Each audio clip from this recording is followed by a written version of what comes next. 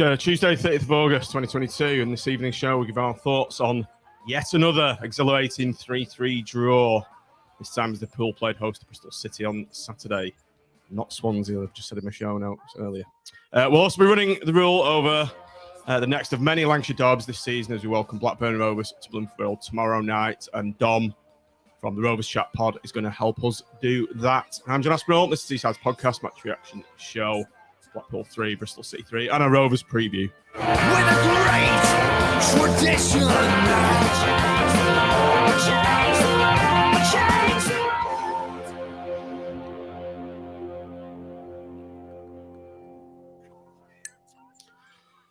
Well, that was a mouthful, as the nun said to the vicar.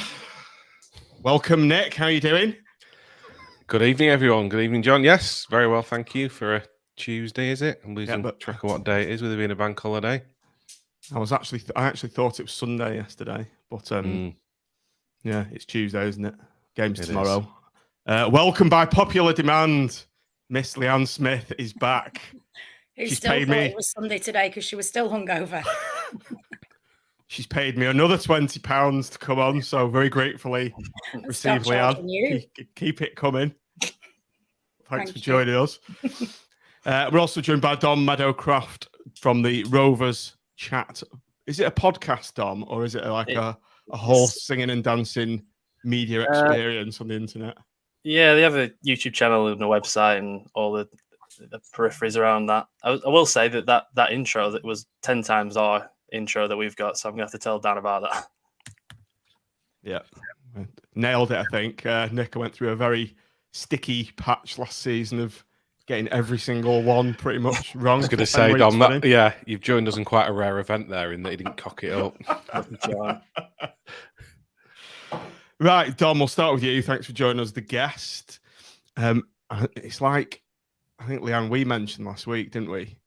Whenever you look at policemen, they always seem to start looking really young now, and you're not old enough to be a policeman. And I'm looking at Dom. He does look about 12. It's a compliment, Dom, but yeah it just means we're getting old. I could talk about my first game in a bit, but everyone says this. Everyone says this. Yeah, it's a good thing. It's a good thing. Yeah, I'll take it. I'll take it. So, Dom, which leads me on to my first question. Hence that line there. How long have you been a Blackburn fan for? Why are you a Blackburn fan? And how long have you been going on? When was your first game? That kind of thing. Well, my first ever game I remember watching was the 2002 Worthington final. So that sort of puts cats some of the feathers. Like, I think I'm actually 26, but people on the chat always say I look like 18, 19. So yeah. I was born in Blackburn as well, which makes it a lot easier to support them. Even though it's quite hard most of the time, especially the last 10 or so years. So I caught them at a peak, and now it's been the Big Dipper since then. To use a cliche that often describes Blackpool's season, a roller coaster ride. Yeah. Well. Or in your case, it's been a ride on a chicken, hasn't it? Oh, God, yeah. Christ, that was... many foul seasons. Pardon? You've had many foul seasons.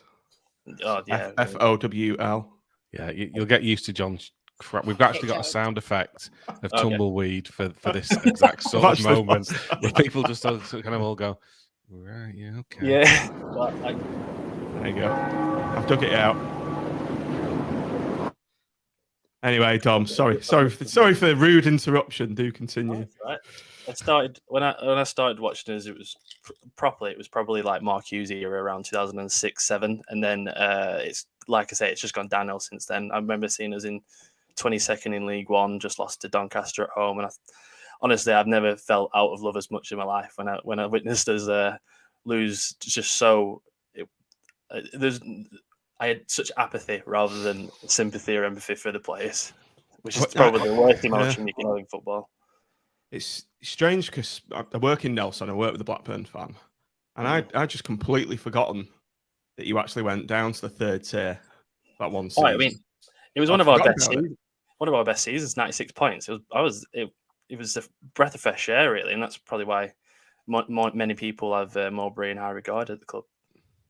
Yeah, well, that's one of my later questions. Actually, we'll come on to that. So you obviously missed you just missed the Premier League sort of championship. Yeah, you must have Premier League title. How old were you when that happened? Were you even well, I was born? in Late 90s, that one, eh? It was 95, so I was -1 when the. Oh my God! John was 50. Oh, okay.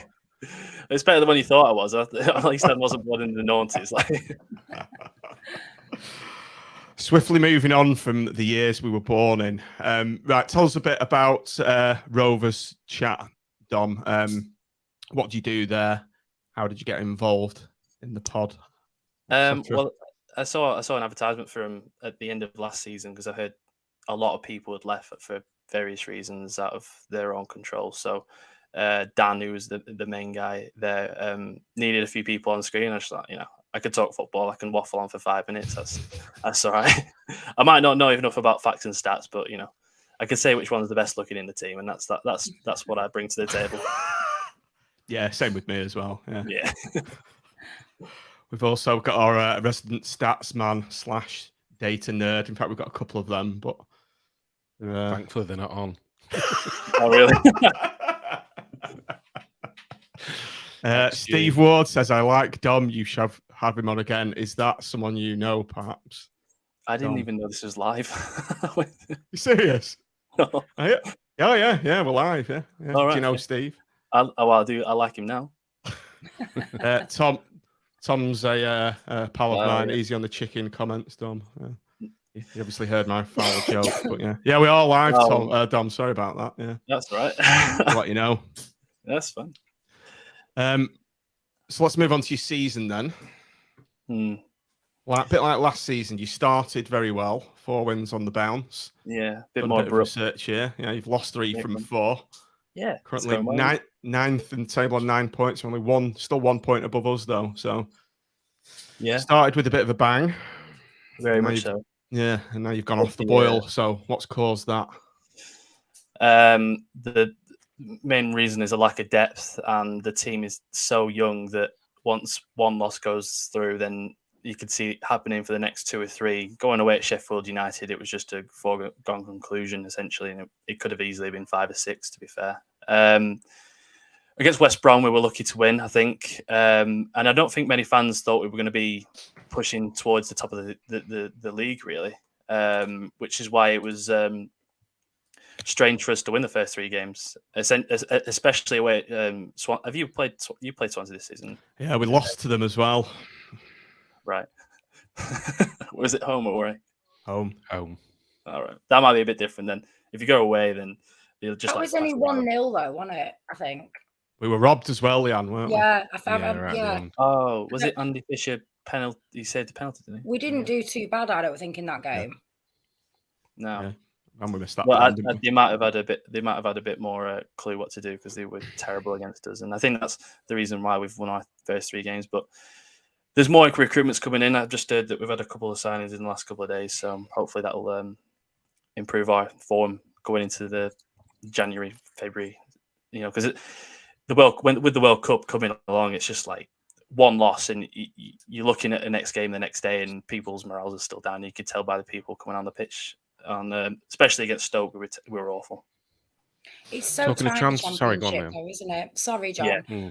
It's so tight. One game, and you're down like 8 places, aren't you, or something?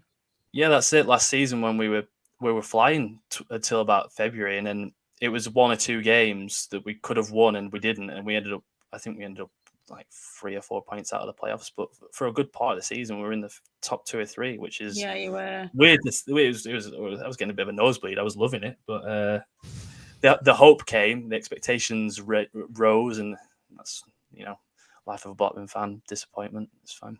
Tell us about losing 3-0 to Reading, because we all thought that would be a free hit this season. We just scraped across the line. Paul Ince is at Reading, obviously, and you know about Paul Ince as well. Yeah.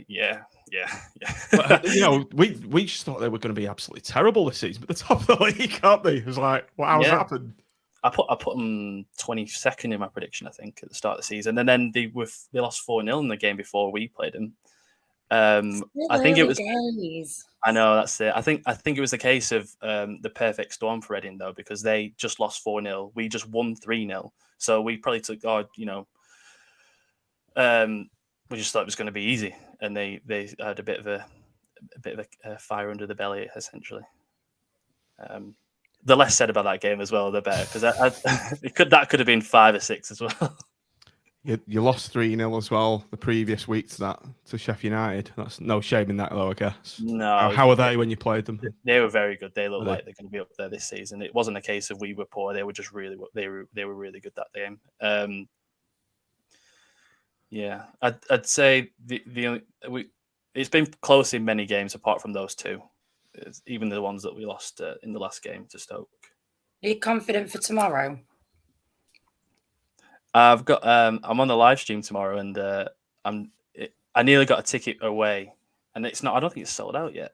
I'd like to be confident for tomorrow because we're better away from home than at home at the minute. I think that's the vibe that I'm getting off everybody else, and we've got a couple of new signings, which makes it easier for us. So, who have you signed, Dom?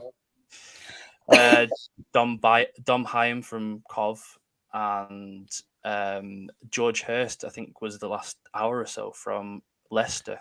Ah, we were after him. Interested in him, yeah. I think I've got that right. Doesn't say Blackpool, does it? No, we'd know if he was coming to us. I'll just see him coming on view, like what?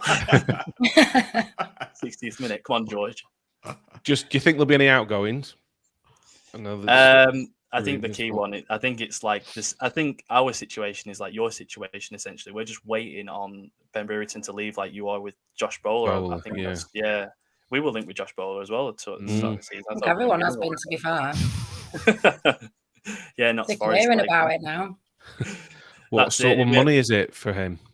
It'd be about 15 million, I think, because we rejected a 10 million pound bid from Nice and Sevilla earlier on in the campaign, and I think Everton were going to come in with a 12 million bid, and it was pretty close to that point. It's comparable to last season though, because we had Adam Armstrong, who was also around 12-15 million, but I feel like the fans prefer Ben Brereton. I feel like he gives a lot more than Adam Armstrong. I've been told off a few times by calling him a shot merchant, but if you look at him in the Prem now, he's not performing that well. Do you know what's he got left on his contract? The end of the season. So we'd rather sell him now, get the money for him, and then. Right. But it's Thursday, isn't it? The transfer window. So it's horrible, isn't it? It's like yeah. It's quite a lot of difference from the money being quoted for Josh Bowler, though, who's same at the end of the season. It's kind of like more the £2-4 million mark, isn't it? It's not. I don't think it's even got to that in terms of the bids. I think Forest put a 4 mil one in. I think. Right. I read that yesterday. We paid 7 million for him about 4 seasons ago, Ben Brereton. Yeah. So people forget that when he became Diaz was when people actually started to look at him, and he's a different man essentially since the Copa America under his Diaz name. Since name change. That's what Bowler needs to do then. Josh Bowler Diaz, and he'll add a few million onto his. Yeah, stick a double-barreled Spanish surname. Yeah. 5 more million you get. Oh, Nunes, like Stoke's own Ben Brereton Diaz. I remember I looked him up on Wikipedia the other day. Born in Stoke. Yeah, there was a documentary with his mum, and his mum has like a Stoke Chile accent. It's the strangest thing. I don't even want to try and do it. Oh, come on, be a good bit of team. Nick, you're good at accents. Go on, give it a I don't think I could do that. Do you think he'd cut it in the Prem though? Yeah, I think he'll do better than Adam Armstrong. It depends which team he goes to, because if he goes to an Everton, a bit weaker than they were a couple of seasons ago, but it depends where you play him, because he's better as a left winger inverted rather than up front. He's a quite quick for quite a tall player, which is a strange attribute to have. But he has more potential than, like I say, Adam Armstrong, who I can only compare it to because it's very similar. Yeah. Well, hopefully you sell him tomorrow and we've still got Bowler. Best case scenario, isn't it? Jerry Yates has actually scored the same amount of goals as him this season, so maybe Jez is on the 10 million price tag. I think you just beat us to Jerry Yates. Oh no, we tried to. I think if you didn't go up, we would have bidded for him. I think that was the Yeah, you didn't. It doesn't matter, does it? We've got him still. I'd have let you have him last season. I hated him. He's probably turned it around for me. Maybe that's a love-hate relationship with him, haven't you, Leon? Yeah. He was that's rubbish. what he needed, just to play with like players. Mm. Well, at least he proved you wrong. Let's talk Tony Mowbray, Dom. Obviously, you mentioned him earlier. He was very successful, wasn't he, in the third tier? Pretty successful last season. You obviously tailed off, replaced by John Dole Thomason, a very left field appointment, kind of a bolt out of the blue almost. How did you think about that Mowbray going, and what did you think about Thomason, and what sort of brand of football does he play or tries to play? Well, under Mowbray, it was a bit of a case of it got a bit stale because every season, the 3 seasons that were up from the Championship was the exact same. We get to December, like last season, we're between 6th and 2nd every time, and then end up in 11th, 15th, 11th, and 9th. So it definitely got a bit stale, and you could see the way Mowbray was at the end of the season. I don't think they even contacted him after February, so the writing was on the wall. I think we just needed a change of manager. Whether it's a good thing or a bad thing, the grass isn't always greener, isn't it? But you've got to take a risk at this point, because we knew that Sunderland are linked with him now, and we know what's going to happen with Sunderland. They're just going to be like what we were a couple of seasons ago. But we all are under the same impression that we do appreciate what he did for the club, how much he turned it around, and how much he steadied the ship at a time where it was the fans and the boardroom and the managers were all at each other's ends, and nobody was happy with anything at the time. I think the one before that was Owen Coyle, so a Burnley legend essentially. He brought them up, so really poorly advised under the Venky's until Mowbray came in, and nobody had any expectation for him because he did actually get relegated with us in the first half of season he had with us. So when we lost the first 2 games in League One, we were like, oh Christ, here we go, same manager again. But his sort of calm presence at the time was what we needed at the club, and the backroom staff to the players to the fans, everyone's sort of as one now, which is it's commended under Mowbray, and it's a period of time that we'll never forget, essentially. But with John Dole Thomason, it seems a bit more of a fresher idea, and he seems a bit more chirpier. So every time I see an interview with him, you do get like a little wry smile in your face because of his sort of quirky Danish accent. It's nice to hear it rather than a drawn out Humberside accent, just saying the same thing over and over again after a 1-0 loss. He's not going to develop a Danish Blackburn accent, is he? Like Stoke Chillian. Depends where he's living right now, because I did see that Thomason and company did go for the same flat in Manchester, so he might get a Manchester accent over in the Blackburn one. Going to Scholl's cars. This was funny. Yeah, exactly. Was it Steve McLaren under Steve? Yeah. How you say? Steve. Just quickly going about boring, monotone managers. We've obviously shared the same one in what I used to think was the most boring human or the most boring manager on earth. And that was Gary Bowyer. I used to listen to him on Radio Lancashire. I used to fall into a coma almost. Yeah. So it didn't go. You got promoted with him, didn't you? No? It was in the Troubles, though, wasn't it? It was in the boycott. I can't tell you anything what happened there. Yeah. I think. So as a manager, he did pretty well. Yeah, it's just none of us were going at the time. I get what you mean, because I've listened to. Well, I tried to listen to like a podcast with him, because it was at a time when it was just after Steve Keane, so anybody would have been good at that point. I think the chicken run on the pitch was better as an assistant manager than Steve Keane under whoever it was at the time. But I think with the one with Gary Bowyer we had a team of Jordan Rhodes, Gusted, Tom Kearney, Ben Marshall, Craig Conway, Shane Duffy and Hanley at the back, Scott Dan as well. It could have easily have gone up. It's just I feel like his naivety as a manager back then, and he hasn't done that well since anyway. Maybe we had the right team at the time, but just not the right manager. But it was like almost like a Mowbray 1.0. We just needed someone to steady the ship after Steve Keane, and then the troubles afterwards. These last 10 years have aged us about 30 years, I think. You had Appleton as well, didn't you? Yeah, I forgot about that one. Yeah, we had Appleton, and we won against Arsenal away, and I think he was there for about 30 days. We got him from you, didn't we? After about 30 days, he was at us for about 25 days and exceeded his stay by 5 days, I think, at Blackburn.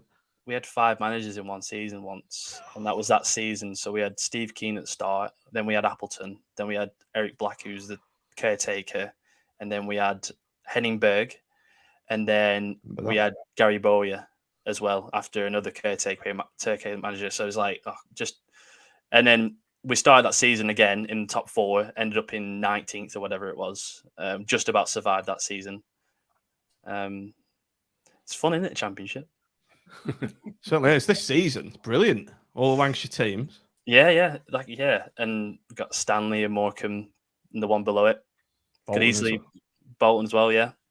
Forget about Bolton all the time. They must be hating this, Bolton. I bet they hate it. Yeah. All us being in the Championship. We just talked about shared managers there. Obviously, it'd be a bit remiss to not mention Tony Parks.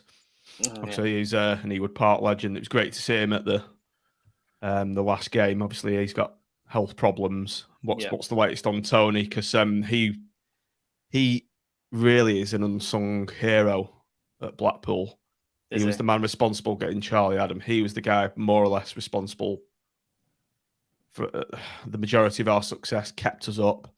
And he really didn't get the plaudits he deserved at Blackpool. And he was treated atrociously by the Oystons at the time. Yeah. Do you think he's like loved by the fans as well, is he?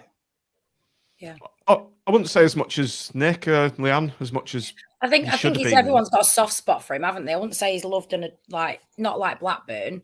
Yeah. But I've never heard a bad word said about him. Yeah, well, I mean, I think he was from Blackburn from about 1976 or something to 2000, when he must have gone to Blackpool at the time. He was every single position in the club, from kit man to assistant manager to manager at one point to coach to liaison. He was there for decades, and he's suffering a lot now, isn't he? So, and I think there's a charity that his daughter's started. I think the last time I saw him was at that Blackpool home game, wasn't it? I think. So I haven't done too much about him recently, but it's all a different race, isn't it? That sort of disease, bless him. But he is basically. It wouldn't surprise me at one point if we have like a stand or or a section named after him, because he was there for that long, and he was part of our success as well, obviously in the 90s. He was. What were we on? So tell us about your current team, Tom. Obviously, we know about Diaz. There's Bradley Dack as well. He's fairly well known. I think he's just come back from injury, hasn't he? He's getting fit again. What sort of player? Who are your danger players who we should be looking out for tomorrow, and who do you think is going to do some damage potentially to Blackpool tomorrow evening? I think our team's that thin at the minute. It could be It could be the under 18s at this point. I mean, Brereton Diaz is the one. If you can isolate him, then you're on for a draw or a win at least, I'd say, because against Stoke he was isolated and we didn't have anything else going forward. Bradley Dack, he's been out for 2.5 years essentially, and he looks rusty at best, you'd say. If Ryan Hedges is back, that's another player that I'd say, and Sam Gallagher's out for a little bit, so we haven't really got that focal point going forward. But the two in centre mid, we were Buckley and Travis. One's a bit of an S-Housery player, our captain, Lewis Travis, and Buckley's the more sort of silky, wins the ball back. His anticipation on the ball is probably his best attribute, as well as his passing. And it's hard to say, because the first few games we've had a lot of under 18s, under 23s, other than the sort of like 4 or 5 key players. Ayala at the back, he'll win everything in the box if he's fit, because he plays about 12 games a season, I think, at this point. I think that's on average. It's not even hyper. What's the word? Not being. I know that word. We need Tim on, don't we? Hyperbole. Hyperbole. There we go. Yeah, if he's fit, he's probably one of the best centre backs in the Championship. But it's a big caveat because he's never fit. He's a name. Where was he played? Was it AC Milan he was at? He started at Liverpool and then went to Borough. That's right. He never played, did he, over at Liverpool? Ayala, yeah. Okay, so let's talk Blackpool briefly. So we asked the same question to the Burnley fans. Obviously, we had a great result there, 3-3. How do you what's that? That red card, that push.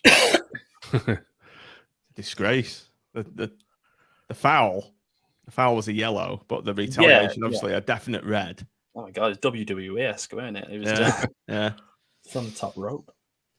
So we obviously had a quite a very fierce rivalry with Burnley in the late 90s, for those of a certain vintage, late 80s, early 90s, a bit before your time. And it's been tempered for the past 10 years or so, because we've never played them. But I think that intensity came back, but obviously it's not on the same level as Blackburn.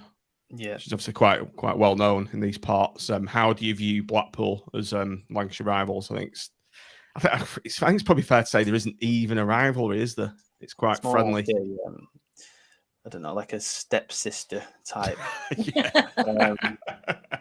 You've got Preston over there, and we've got Burnley, haven't we? And I live in Accrington, which is in the middle of Blackburn and Burnley, so it's even more fierce in that area. There's not really. When Blackpool were up in the Prem, I remember wanting you to stay up. It's that's a sort of feeling that most Blackburn fans we've got.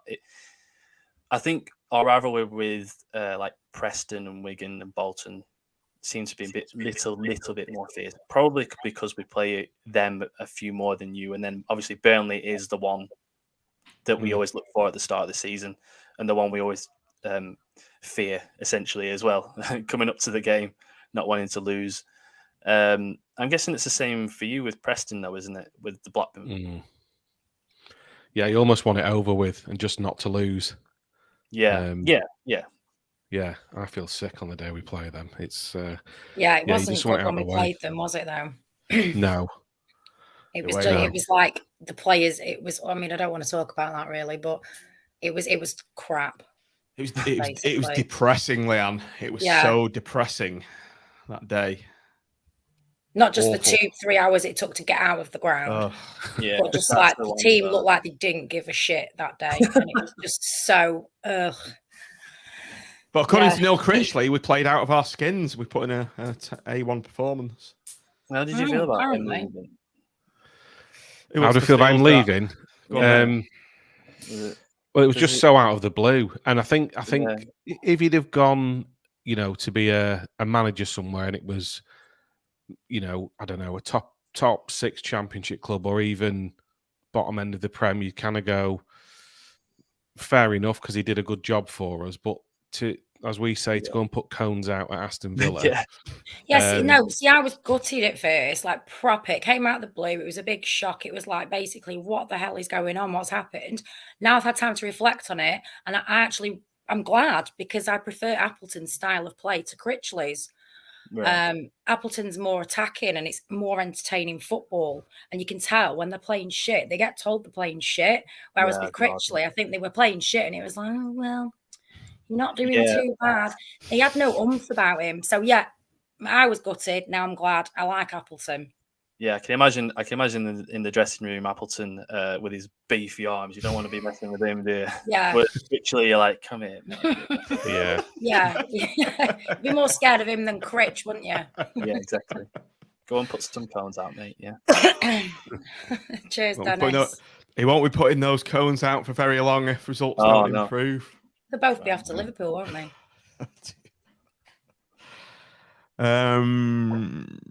Right, so I think I've got one more. So, what do you know about the current Blackpool team, if anything, Dom? Or are potential dangerous players who may? I think we mentioned a couple of them though: Jerry Yates and Bowler, as well as I've shot myself. Stewart, is he Stewart? Kevin Stewart still playing for you? He's there. Yeah, He's He shot. plays He about seems as to much as your centre half you're on about before. I think we worked out. Was it? He's played the most games he's played in the season. I think was 19. Wow. And again, when he's fit, he's That's probably right. our best midfielder. But he'll play 2 or 3 games and then be out for 3 or 4 months. So you just don't get to see enough of him. Unfortunately, he's obviously still injured at the moment. And obviously, I think you've got a good right back as well. Is it Gabriel? I seem to remember him playing well against. He played really well. There was a left winger and a right back that we played really well against when you were at home, and our right back had an absolute stinker that day. He came off at half time. I think we sold him to Northampton. That's how poor it was. They haven't played anything. Cobblers. Yeah, yeah. I thought he said God bless. No, them, it's not- true. Oh, just gagging the book. That's how I've been on Soccer AM, can you? Right, Dom, finally, just before you head off, match prediction for tomorrow and a season prediction for both yourselves and us. Where you're going to finish in the game. Well, match prediction tomorrow. It's stupid not to go for a win for us, even on the away podcast. So I will say a 1-0 win. Very exciting, I know. Not a 3-3 draw like you used to. I think, is it 3-3, 0-0, 0-1, 0-1, 3-3 for you? Something like that, yeah. Yeah. So, right, 1-0 us then. That's fine, not 3-3. For yourself, honestly, I thought when Pritchie left and Appleton was in, I was under the impression he wasn't that good of a manager under Lincoln City, but I don't know the circumstances. So are we. So are we. But you know, I think you proved everyone wrong this season so far. So, for a prediction for us, I said we'd finish 11th this season. Nothing, another bog standard season, and a bit more of a transitional season, which you could argue transition is a word for saying a bit crap. But like yourself, under a new manager, I think there's hope and expectations. I think you should hope for mid-table, but expectation, I'd say about 17th, 18th. Yeah. I think you're probably about right there. Yeah. All right. Thanks so much for joining us, Dom. And as ever, as I say to our guests, good luck for the rest of the season. Apart from when we play tomorrow and the other game. Yeah. Good luck in 48 hours. Then we'll be fine. After that. Are you coming to the game, by the way? Yeah, the game. No, I've got. I'm on the Rovers Chat website. I'm live streaming on the YouTube channel tomorrow, watching the game because it's on Sky. Okay. Yeah, smart. Okay, so give us a mention if it's 3-3 or 1-0, or if Kev Stewart arrives. Then pretty unlikely. Right. Thanks a lot, Dom. Thanks for coming on, mate. Yeah. Cheers, Dom. Cheers. Oh, Nick, you're all big. Let's get you down. Nick, you're all big. Jesus, don't do that to my face. Like I've eaten 25 pounds. Just sit back a bit. All right. So that was the Blackburn preview. So, Leanne, I don't think you've actually been on a preview when we pick our team, have you? Right. No. So, unfortunately, Matt Gilks isn't in the goalkeeping 3. To be fair, I'd pick Grimmy now anyway. God, I can't see that. Get your bins on. I'm not. My glasses are upstairs, and I've not got my contacts in, so I'll just have to. Right. Well, Grimshaw, this team that we're going to pick for tomorrow's game. Let's just discuss the formation then first. Nick, was it 4-2-3-1? I think we kind of played, didn't we, last game? Does the team pick itself? What was it? Well, Leanne, sorry. Sorry, I didn't mean to interrupt you then. I was right. Sometimes I forget I'm on and I'm talking to you sometimes as you do it, so it's quite difficult. What actually was the formation on Saturday? Because I was quite confused, and a few of us in the pub were going, "What is it? What is it?" I thought it was a 2 defensive midfielders, Dougal and Connolly. Might have been wrong though. Nick, you're obviously in a better vantage point in the West. Yeah, but well oiled. So yeah, and it was free bar. So. Yeah, I remember.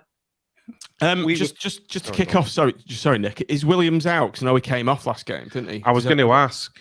I've not heard an update. Don't know. What do you think of Williams, Leon? Because I've been a big fan of Thornley, and I think he proved his worth in the last game. I prefer Thornley. And he's was it an assist for? He's got an assist. He had an assist for our second goal. I don't feel that Williams is solid enough. He does some all right stuff, but no. I think he's done. I think he's done all right, and he looked like he was forming a bit of a partnership with Marv. Marv had looked a little bit shaky earlier on in the season. I think he was missing Uncle Richard. Yeah. But I think they started to have a bit of an understanding. Having said that, Thornley came on, as we'll come on to talk about on Saturday, and did really well. So if Williams is fit, it'll be interesting to see what he does. It's a tough one, but as ever, Nick, this is our team that we want. And I think as 2 votes for Thornley. Is that right, Leanne? Yeah, sorry. Overruled. Ha ha ha. Sean and Tom on here to give us all their stats and all that rubbish. Let's go with gut feel. Ekpiteta, superb at the weekend. I think he's a shoe-in. Guaranteed. Thompson again. Yeah. Do we all agree, Thompson? Yeah, really like him. It's a shame for Hobby, isn't it? It is, yeah. So good. Big Hobby fan, but Thompson at the moment, yeah, I think he's playing great. Undroppable, and I think the right back spot picks itself. Yeah. Yeah. Lady and gent. Little star in Gabriel, let's brilliant. be honest. That run at Burnley. That run. He doesn't stop running. He just makes things happen, doesn't he? Yeah. When he wasn't playing, I really missed him there because he's always free.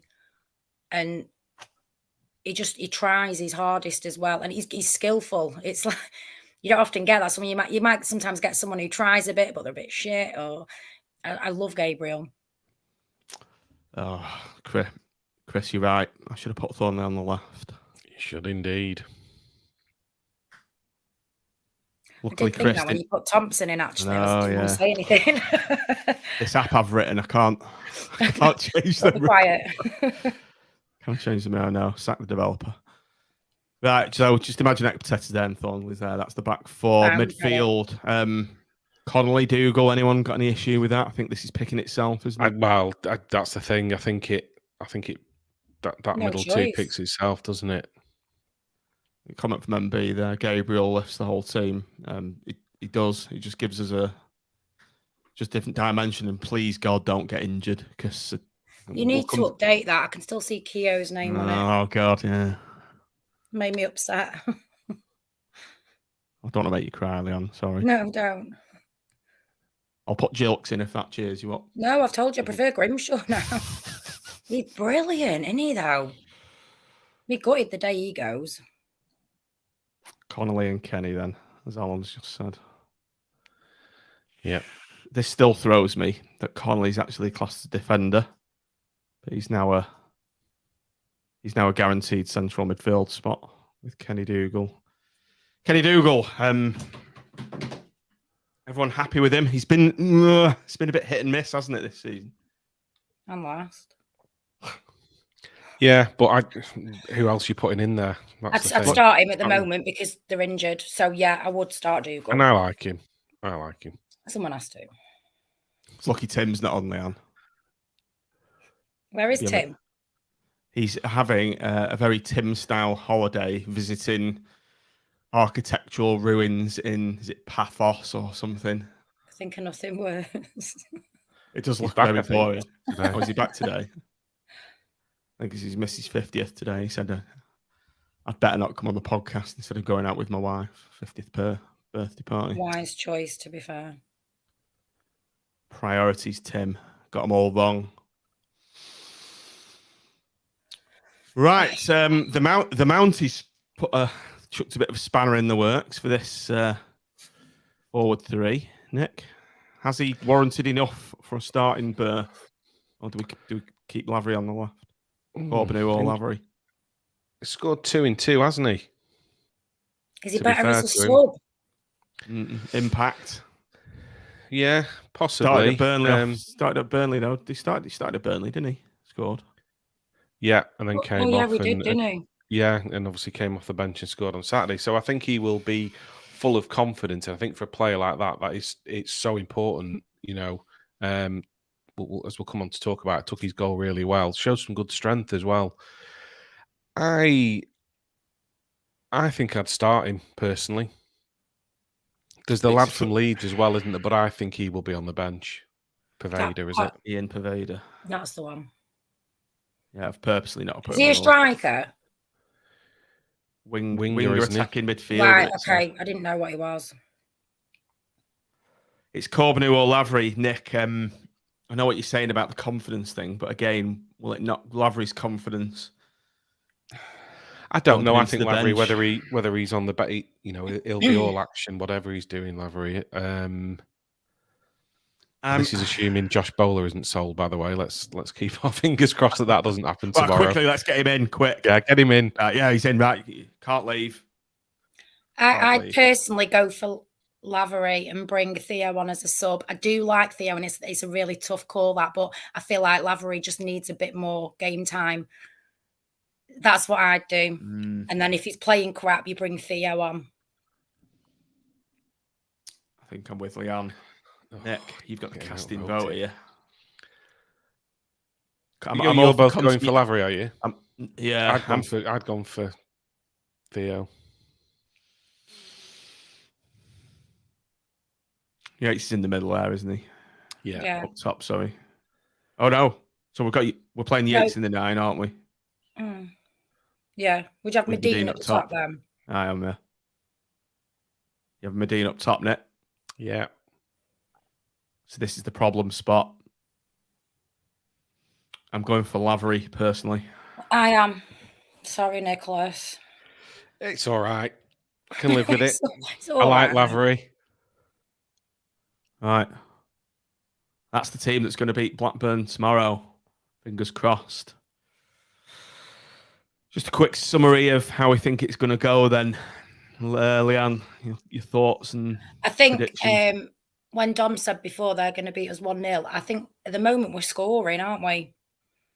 So, no, I think it's going to be 3-2 us. I think it's going to be 2-1 to us. Another tight game, Lancashire derby, but I think we'll have a bit too much from him. I think they're missing quite a few players from what he said. So, yeah. Nick? 2-1 to us. 2-1. Everybody in the stream, get your comments in. Let's see how you think this game's going to go. Get your predictions in. We'll bring a few up on the screen. Right, let's move on. Let's get it off the screen. Let's move on to the Bristol City game. Bit of analysis about that. We haven't. What was the team line? It was pretty much what we've just said. I haven't got a graphic, but we've gone 1-up, Nick, early doors. Josh Bowler. What about that piece of magic from the sublime boots of the goal machine that is Gary Medine? Yeah, I mean, like I say, I was upstairs on the balcony. I had a brilliant view of it. So even though I'd had a few pints, ball came over from Thompson, and the way he just kind of looked at the defender as the ball's coming across, shielded it. The way he brought the ball down was absolute class. Took a little touch and just laid it off perfectly for Josh Bowler. And I think it took a deflection, didn't it, Bowler's shot? But I mean, if Mitch was on now, there'd be a 10-minute monologue about Gary goals. But that touch, absolutely, you know, and I think it's, you know, people say, oh, he's not that mobile, this, that, and the other, but that's where he comes into. No, in that situation, he knew exactly what he was doing. Brilliant touch, just kept the defender away brilliantly. Got the ball from under his feet, laid it off perfectly. It was a thing of beauty to see. And you know, at the time they had a great start, hadn't they? They pretty much the first minute, their players laid it off to Narky Wells, and he hit the post, didn't he? First minute or so. Yes, 25 seconds in. Yeah, and they just kind of looked at Jim and thought, oh no, are we going to be in for a tough afternoon? But yeah, very, very well taken goal. And obviously maybe sticks another million or two on Mr. Bowler's price tag. Can only dream, can't we? Yeah. Double-barreled surname with a Spanish tinge. That's what we need. He does need that. So, Leanne, as Nick said, we were struggling a bit in that first 10, 15 minutes. I think we came into the game after that. Yeah. After we got the equaliser in, I just remember a brilliant tackle from Marv when he got those telescopic legs out, and he was just superb, wasn't he, in that first half? Yeah. To be honest, yeah, like you said, then the first 10 minutes, they were frustrating. I was getting a bit annoyed. They had a shot, didn't they? And were you in the sun, by the way, in the north? It was. Oh God, yeah. I went down halfway through the first half to watch it on the screen because I couldn't cope, and I wanted to watch the second half with us scoring this way. I liked the sun, but God, yeah, it was so hot. But yeah, it was frustrating the first 10 minutes. We picked it up a bit. I'm liking Egg Potatoes stepped it up a bit now, hasn't he? First few games, he was annoying me. Just couldn't seem to grasp. It looked like he didn't know what he was doing. It was just like when he first started. With the Sheriff, wasn't it? With Nottingham. I think it was getting used to playing without Keogh. I think that's what it was. And Williams, very different player. Keogh would take the ball, wouldn't he? And he'd do all of the marshalling and I'll bring it out. And all of a sudden it's like he's not there anymore. There's a bit more on you now, Marv. And I just think it probably took him a few games to get back to. And his distribution looked a bit off as well, didn't it? Which isn't always his strong point, but it's really noticeable. But yeah, that tackle on Saturday, it's just one that it gets everybody off the seat, doesn't it? It's perfectly timed, and that's Marv at his best for me. I think he is actually getting back to his best, isn't he? Got such a long. Yeah, I do think that. I think he stepped it up a bit, and he's getting more confident now, isn't he? I was worried the first few games when he wasn't playing with Keogh, and now again it's like, yes, this is the Marv we all love. He seems to be in control again, doesn't he? I think he sort of dominates that back line sometimes, and let's hope it continues.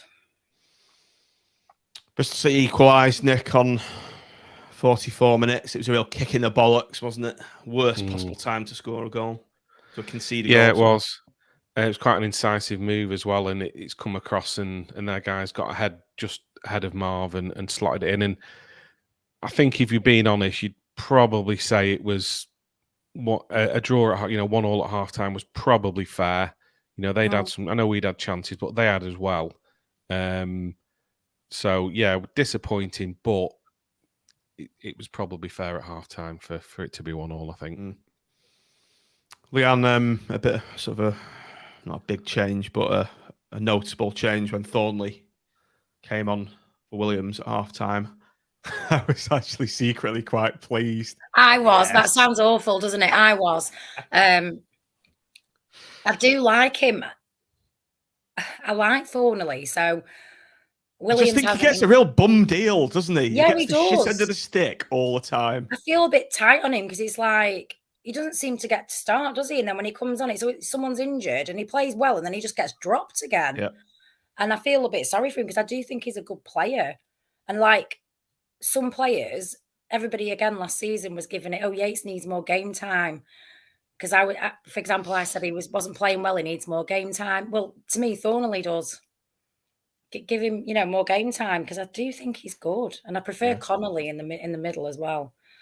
But I was the second half. It was better, wasn't it?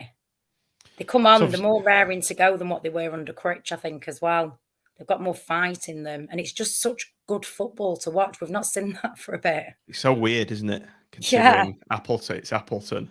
We all thought we'd be getting this from Quitchley, didn't we? And I don't think we did. Looking back now, like I said before, I don't think we did. I think we were sort of still on a bit of a high. Obviously, I had your usual moaners, but sorry, when you do that, it throws me. Williams is annoying me. No, yeah, same, John. I know, like same. Thornley's better. Don't want to pick on him, but silly mistakes, and it's like, come on. But my sister's boyfriend's a Liverpool fan, And when it was coming to us, he said he's not bad, but he does stupid stuff sometimes, and you think, what are you doing? And I kind of know what he means now. Nick, Yeah, where do you stand on this Williams Thornley hot topic?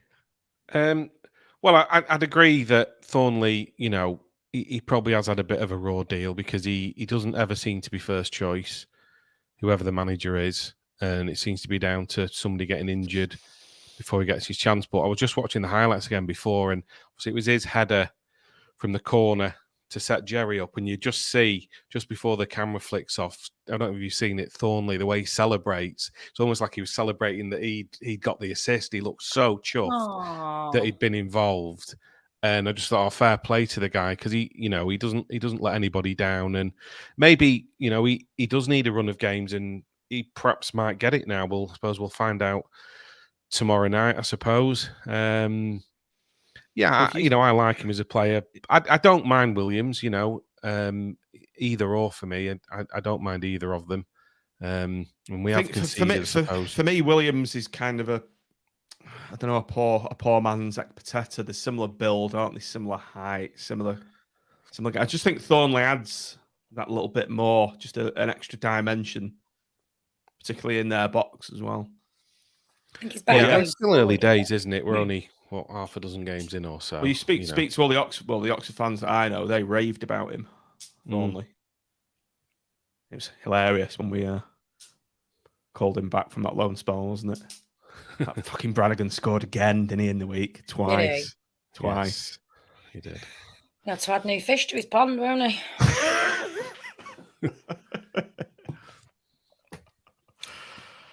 Leanne, Jerry Yates has scored in front of the North. Tell us all about it. Do I know my first thought, honestly? Go on. Said to the girls I was with, because he ran over after he'd scored and he went. And I just thought, don't do that.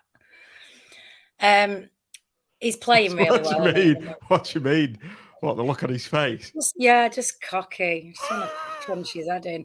But no, he's playing well. I'm glad he has he's changed my mind. He's like a new player for us, because last season, as you know, wasn't a fan. He was rubbish.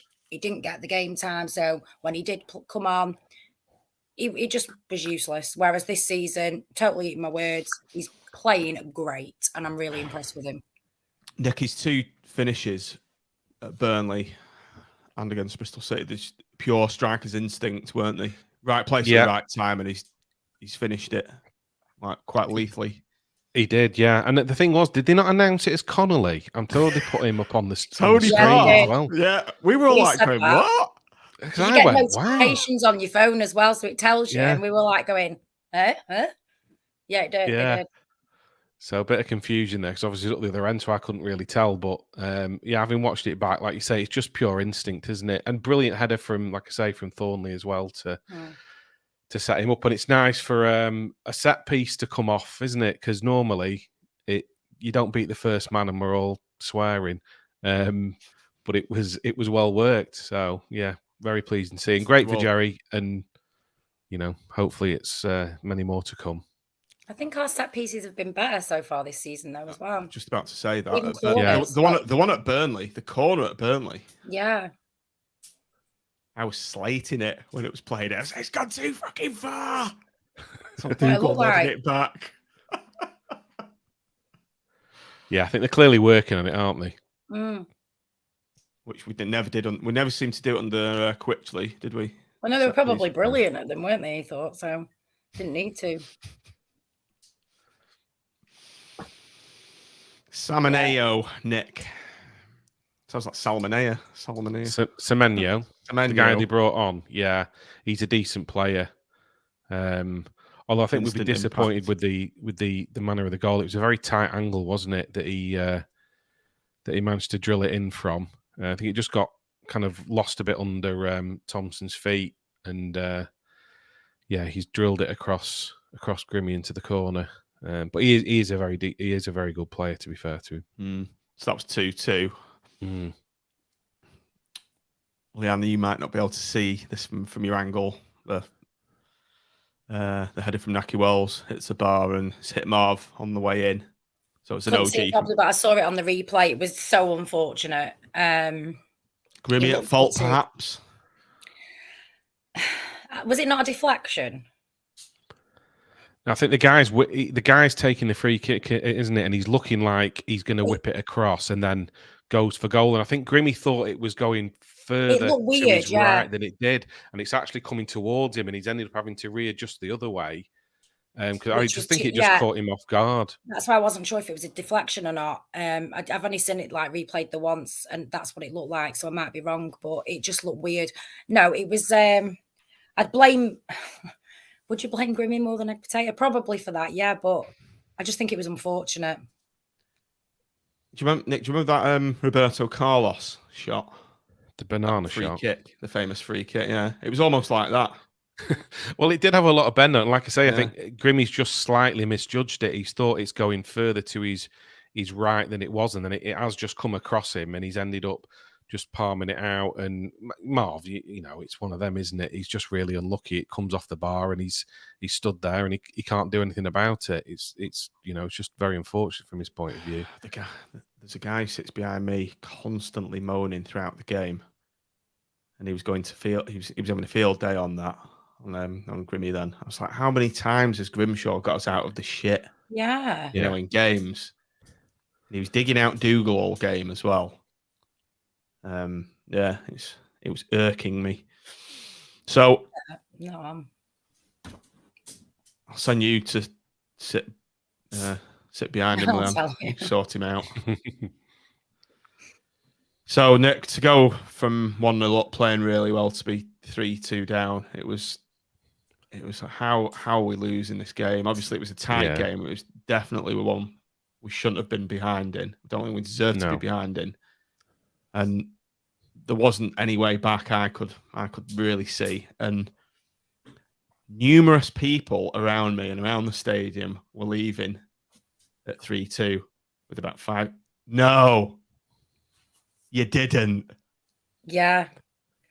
Oh, I regretted it, you didn't do a Smith, did you? Honestly, I've not done a Smith for ages. You've got 2 Smiths. I've just realised. Who else is Smith? Are you Smith, Nick? Yeah. Oh, I didn't know that. Do you know the phrase "doing a Smith"? It's because I missed loads of goals. Like Nick's renowned for it. 2 minutes to go, I'll be like, "Oh, that's it," and then I'd get into to the be car fair, and I'm just really bad for it. I go early all the time. I try. Why, Why?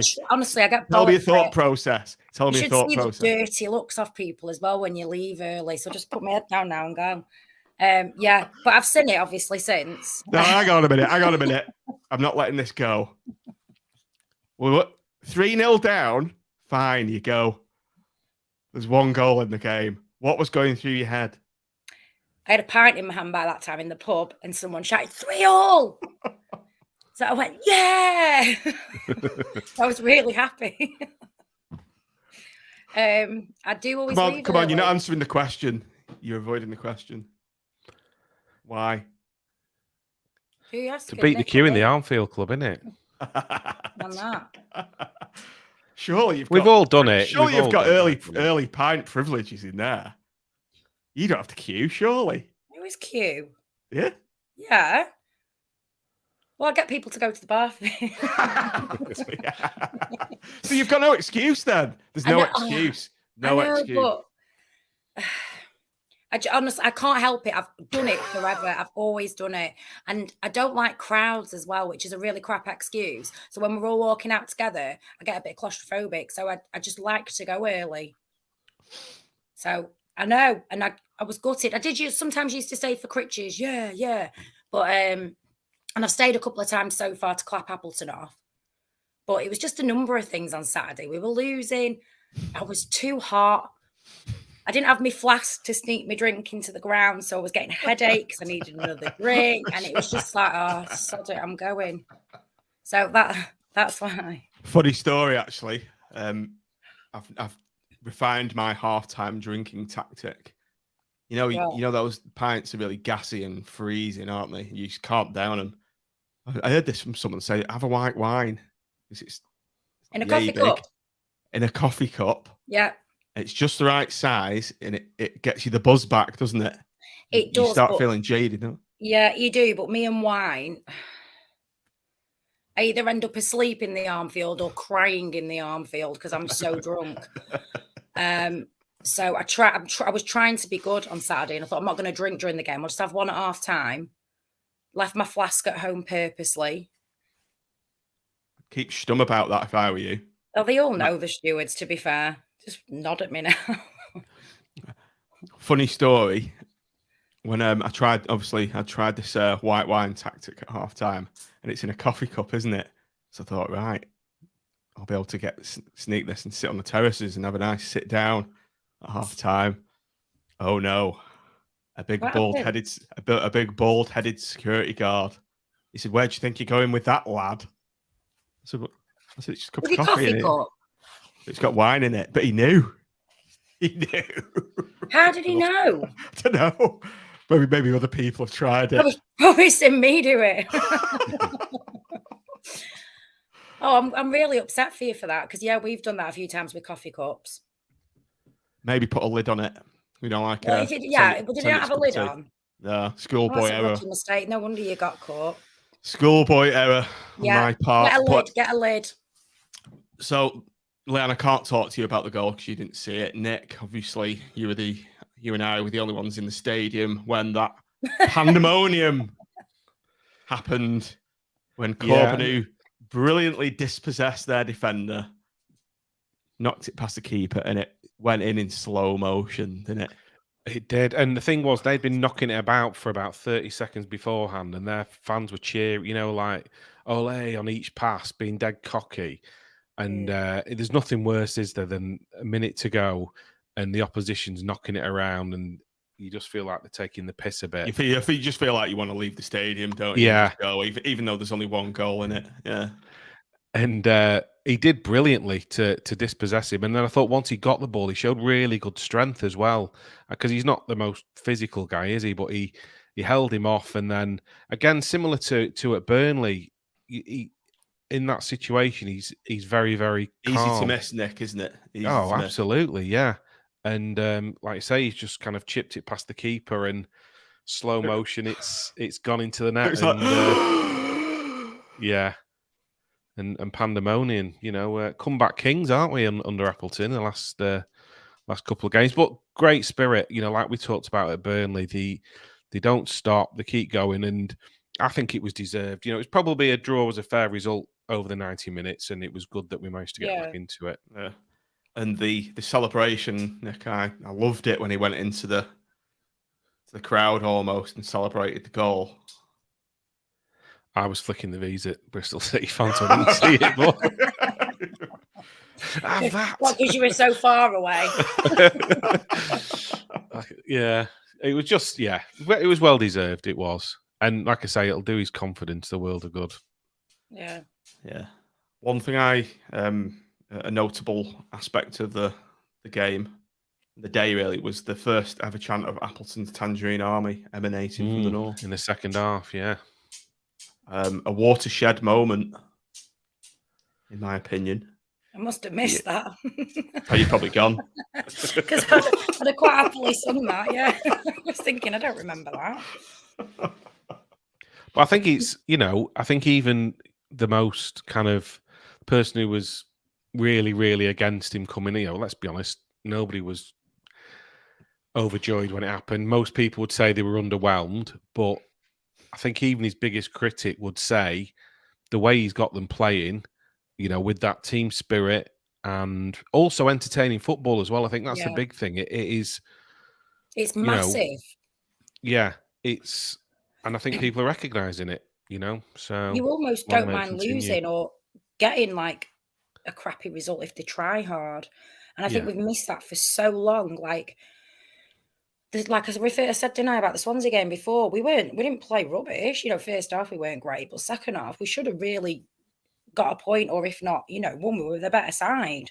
So with Appleton now, the football is enjoyable. I'm enjoying watching it, and it's been a long time since I've been like, this is good. This, you proper get into it.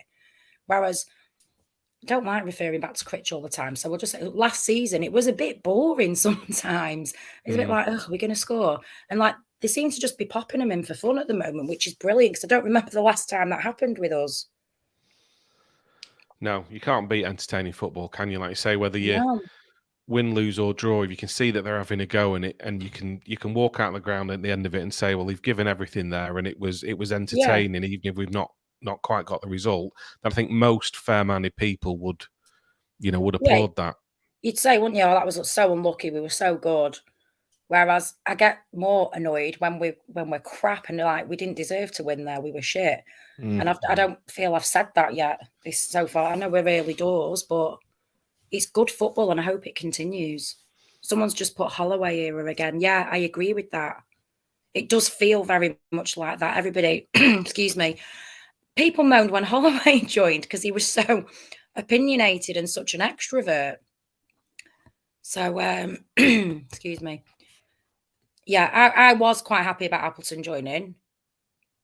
I was still sort of in the gutted Critch stage, but then I got over that pretty quickly. And I just thought, you know what? Appleton's history is not that bad, his track record. Give him a chance. Same as I was for Keogh. I was the only person that liked him. And then look how popular he was. I do know a little bit what I like. I do understand a bit. Very prophetic, Leanne. You're a philosopher of the game. I am. Should have got you on here earlier. I know you should have done instead of others, but that's another story. Fireworks when you and Athers were on. I can't wait to see Joseph. Front row tickets when that happens. Right, we've got a bit of news before we head off the evening. Andy Lyons signed from Shamrock Rovers, 3.5-year deal with an option, 8 goals in 32 appearances. Nick, from a fullback, which is a pretty incredible return, isn't it? And he can play either side.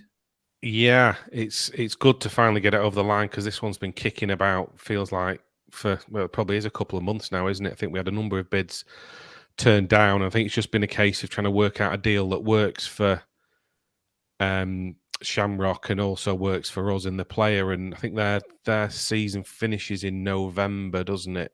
So gives him chance to finish. Is that the Irish EPL? Is it? I wondered what that delay was. Yeah, so it gives him chance to finish his league and then obviously join us from January. Like you say, an attacking fullback, scored, I think, is it 8 goals already this season and half a dozen assists. And he's played in the European games. Well, I think he was at Bohemians before then. So, and he's only joined Shamrock in January. So he's obviously had a massive impact there in a short space of time. And hopefully he can make the step up. And I mean, if he's getting those sorts of numbers as an attacking fullback and he could do it in the Championship, then it sounds like we've got a hell of a player on our hands, hopefully. Big step up though, Leanne. It is, but I've only, like Nick just said, I've only read positive things about him so far. So it is a big step. I think the Championship is from anywhere, but then I'll just refer you to Egg Potato when he joined us and he's managed it. I think he'll be fine. I think if we've obviously wanted him a while and we've waited and we've agreed to wait again until January, he must be worth it. Yeah. Ian Pervader, Nicholas. Tricky winger stroke attacking midfielder. A lot of people were saying this is the Josh Bowler replacement, but it is only on loan, isn't it? It is, yeah. I think it's for another season, is it? Don't know a great deal about him. I think he was at Blackburn on loan and then last season and got injured. So we will see. I mean, if he is Josh Bowler's replacement, then he's got big boots to fill. But like we said in the last pod, I don't think you replace Josh Bowler. I just think he's one of those once in 10 years type players. But we'll see. We'll see when he gets his chance because we've signed a lad from Celtic. Was it today or yesterday as well? That one Sean's going on about. A winger. Yeah, but it sounds like he's going into the development squad initially. But again, if he does well there, then who knows? He could end up in the first team this season. So, there's been a lot of criticism, obviously, of the transfer window, and I know it's late in the day, but depending on what happens with Josh Bowler, obviously, I don't think it's been too bad. I mean, if we could hang on to him, it'd be fantastic. It's just if he goes, have we got chance to spend the money? I suppose possibly not, unless we know we've got replacements actually. That's it, lined Nick, up, isn't it? That's it. If he goes, we're not going to get anyone in, are we? You could be waiting till January to spend the money, yeah, and it's whether we can do okay between now and then. My preference obviously would be, which I think is a lot of fans, that we hang on to him. But I can also see it from Simon Sadler's point of view that if it got to, I don't know, silly money, and he's thinking it's that or nothing at the end of the season, does he cash in and allow us to strengthen, in more positions than one possibly? We'll see, I suppose, over the next 48 hours. A couple of outgoings as well, hasn't there, in the last few days as well? Rob Apter's gone out on loan to Scunthorpe. I think there was quite a few clubs interested in taking him, including clubs in the league, but he's gone to Scunthorpe and they've promptly sacked the manager today. I was going to say, their manager's been sacked, hasn't he, today as well? Yeah, so I don't know where that leaves him, because I think they lost 2-0 to Halifax, and he was the only bright spot when he came on. From the reports I read, they said he looked quite decent. So, I mean, it'll be good for him. And if he's not getting in and around our first team, then it's better he goes and plays football week in, week out than sitting on the bench for us, isn't it? So I agree with that. I quite like the look of him. I thought he was really good. So he's not getting a look in at the moment, is he? So yeah, send him out, see how he goes on. Yeah, and Bez as well has gone today, hasn't he? To Colchester again. I think there was a time when we never thought we'd team in a Blackpool shirt again, and then pre-season he was involved a bit, wasn't he? And he's made the bench. I think he came on in the cup against Barrow. Did he score as well? And he did I know he did pre-season. Yeah. But again, I don't think he's probably going to be. He was probably going to be involved in the starting 11 and maybe make the bench with injuries. So it probably suits all parties, doesn't it, that he goes out and gets game time. Ray's just said there, Doug Tharm's gone to Aki. Yes, I think we mentioned that a couple of shows back. Again, it makes sense if he's not quite ready for the isn't he new the as well? Yeah, he signed from Southport, didn't he? Yeah. And again, he played pre-season and looked okay, but it's pre-season, isn't it? It's very different than week in, week out in the Championship. So decent standard where he's at, and he'll hopefully get some game time and come back, a better player for it. We need to get that Nick's News interlude video going again, Nick. That was a fabulous roundup. Yes. To dig that out from a computer. Finally, just before we go, then there was the Meet the Players Day, Bloomfield Road yesterday, where all the kids get to see the players train and meet the heroes. Very well attended, I hear. It was, I did go. I took my daughter. Yeah, it was. I found it quite annoying, if I'm honest. It was really good, but last time they did one, everybody was made to sit in the stands so you could see. This time, everyone was just stood at the front. So there was people sat in the stands you couldn't see because everybody was stood at the front, and then you could I was trying to push Jasmine to sort of like go near the front, but then it wasn't as sort of as well organised. But apart from that, it was a really good day. The players seemed to spend a lot of time signing pictures for everybody. Sorry, signing autographs and taking pictures and stuff. I just wish they'd have sat everybody down so you could actually watch it, because they did that the time before and it was better. But yeah, it was really busy as well. It was good. I couldn't take my lad. He was away, so I couldn't take him. He was a bit gutted. You could have gone on your own. There were loads there without kids. Was there? Yeah, 2 of my mates came. They both had babysitters. They were like, "Don't matter, does it?" I was like, "No, it's heck." I'm surprised Mitch wasn't there with his letter to Josh Bowler. I think David Coleman's mentioned it in the comments. It was excellent. I don't know if you've read it. It was brilliant, that. I read it. It was good. Yeah. I love his style. I say it all the time, but his style of writing is brilliant. Yeah. It's so funny. Yeah. Yes, Chris. Yeah, we could have gone. Well. Right. I think we'll call it a day. Would say ladies and gents, but it's lady and gent. I think we've done quite well considering. It's just gents, isn't it? I'm not really a lady, am I? Couldn't possibly comment, Leanne, and I won't. So Everybody, thanks for joining us this evening on the stream. Do like and subscribe and all that jazz. Helps us grow, etc. on YouTube. We'll be coming back. So we've got Blackburn tomorrow. We may do another reaction and preview combo after that, because we've got Huddersfield on Sunday. So thanks, Nick. Thanks, Leanne. All right, as we said, thanks for watching. Thanks for downloading, and up the pool. Up the pool. Up the pool. Thank there you. You go.